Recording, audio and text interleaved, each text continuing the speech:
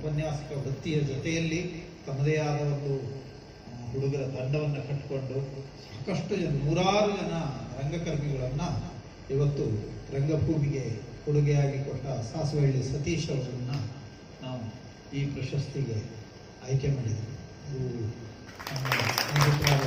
ಸುರೇಶ್ ಅವರು, ನಾವೆಲ್ಲ ಸೇರಿ ಯೋಚನೆ ಮಾಡಿ ಸತೀಶ್ ಅವರಿಗೆ ಇದನ್ನು ಕೊಡಬಹುದು ಅಂತ. ಯಾಕೆಂದರೆ ರಂಗಭೂಮಿಯಲ್ಲಿ ನಿರಂತರವಾದ ಪರಿಶ್ರಮದಲ್ಲಿ ಅವರು ಸಾಕಷ್ಟು ವರ್ಷಗಳಿಂದ ತೊಡಗಿಕೊಂಡಿದ್ದಾರೆ. ಹಾಗಾಗಿ ಸಾಸುವಳ್ಳಿ ಸತೀಶ್ ಅವರಿಗೆ CGK ಪ್ರಶಸ್ತಿಯನ್ನು ಈಗ ಶ್ರೀ ಭಾಗ್ಯ ಸತ್ಯನಾರಾಯಣ ರಾವ್ ಅವರು ಪ್ರದಾನ ಮಾಡಬೇಕು ಅಂತ ಕೇಳ್ಕೊಳ್ತೇನೆ.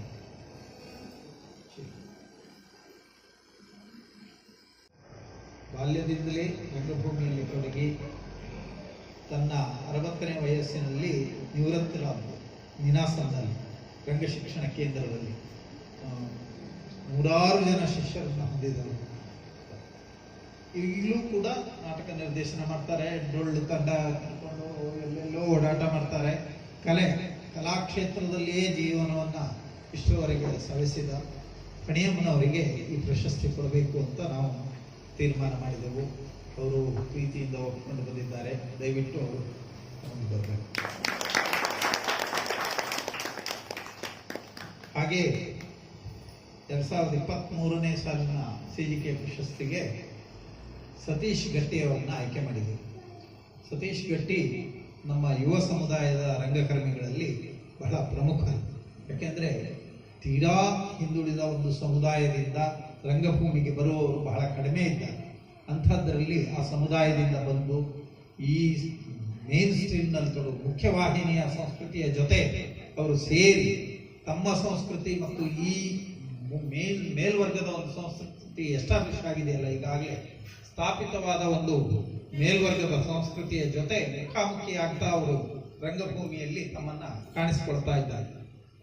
ತಮ್ಮ ಸಮುದಾಯದ ಕಥೆಗಳನ್ನ, ತಮ್ಮ ಸಮುದಾಯದ ಬದುಕನ್ನ ರಂಗಭೂಮಿಯ ಮೂಲಕ ನಮಗೆ ಪರಿಚಯಿಸುವ ಕೆಲಸವನ್ನು ಮಾಡ್ತಾ ಇದ್ದಾರೆ. ಅದರ ಜೊತೆಯಲ್ಲಿ ಮಕ್ಕಳ ರಂಗಭೂಮಿಗಾಗಿ ವಿಶೇಷವಾದ ದುಡಿಮೆಯನ್ನ ಮಾಡ್ತಾ ಇದ್ದಾರೆ.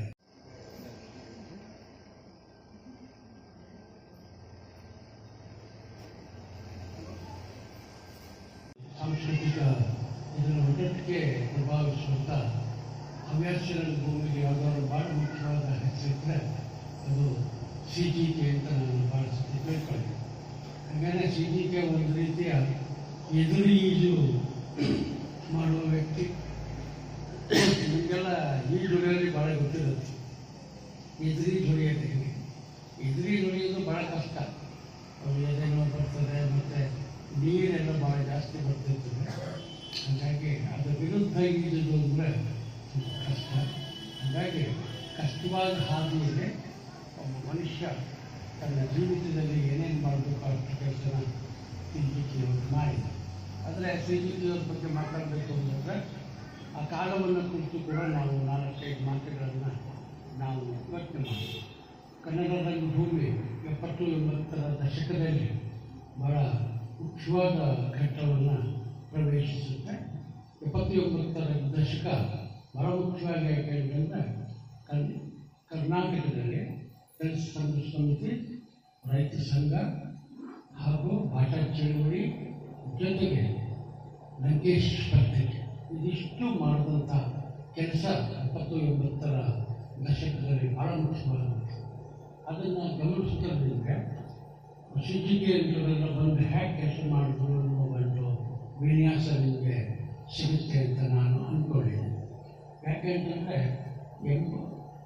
ಸಂಸಾರ ಶುರುವಾದಾಗ DSS ಶುರುವಾದಾಗ ಆ DSS ಎಷ್ಟು ಒದ್ದಾಡ್ತಿತ್ತು ಅಂತಂದರೆ ಪ್ರಾರಂಭದಲ್ಲಿ ಅದು ಅಟ್ರಾಸಿಟಿಗಳ ಮೇಲೆ ಅಟ್ರಾಸಿಟಿ ನಡೀತಾ ಇತ್ತು ಕರ್ನಾಟಕದಲ್ಲಿ. ಒಂದು ಅಟ್ರಾಸಿಟಿಯಿಂದ ಇನ್ನೊಂದು ಅಟ್ರಾಸಿಟಿ ತನಕ ಅವರು ಚೇತರಿಸ್ಕೋಬೇಕಾಗಿತ್ತು. ಕೆಲವು ಕಡೆ ಕೊಲೆ ನಡೀತಾ ಇತ್ತು, ಕೆಲವು ಕಡೆ ಬಲಾತ್ಕಾರಗಳು, ಅತ್ಯಾಚಾರಗಳು, ಮನೆಗೆ ಬೆಂಕಿ ಇಡುವಂಥದ್ದು ಒಂದು ಕಡೆ ನಡೀತಾ ಇತ್ತು. ಅವಾಗ ರಾಮಯ್ಯ ಒಂದಷ್ಟು ಹಾಡುಗಳನ್ನೆಲ್ಲ ಬರೀತಾ ಇದ್ರು.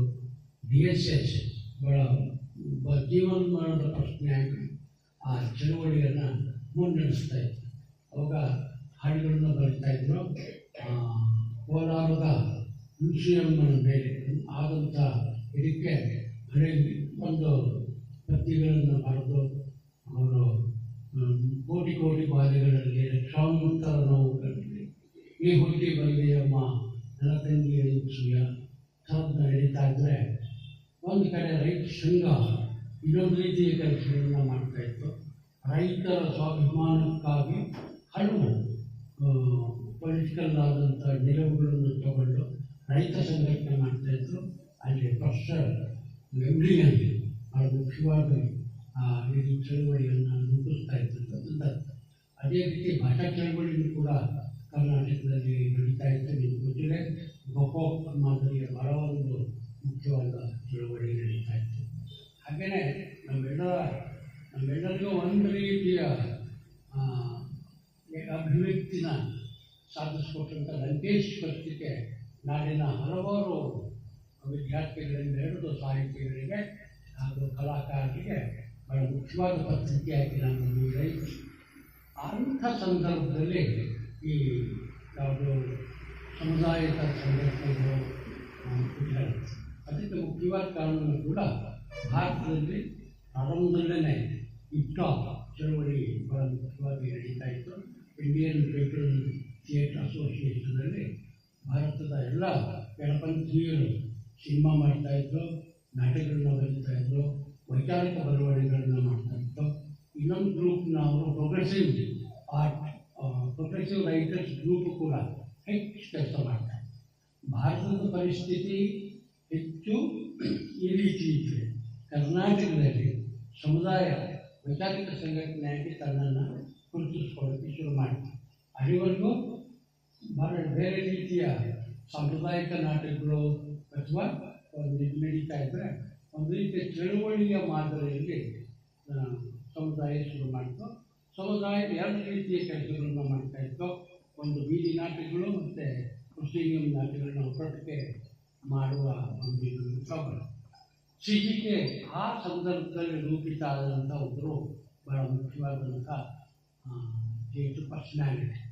ಹಾಗಾಗಿ CGK ಅಂತಂದರೆ ನಾವು ಆ ಕಾಲವನ್ನು, ಆ ಕಾಲಘಟ್ಟದಲ್ಲಿ ಬಂದ ಪೊಲಿಟಿಕಲ್ ಆಸ್ಪೆಕ್ಟ್ಸ್ನ ಮತ್ತು ಸಾಮಾಜಿಕ ಸ್ಥಿತಿಯನ್ನು ನಾವು ನೆನಪಿಸ್ಕೋಬೇಕಾಗ್ತದೆ.